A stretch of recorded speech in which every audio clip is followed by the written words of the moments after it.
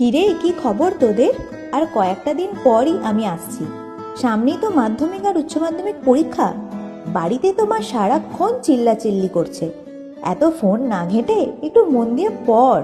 কিন্তু আমি জানি তোদের এখন নজর পড়ার চেয়ে কুল আর ক্রাশে বেশি।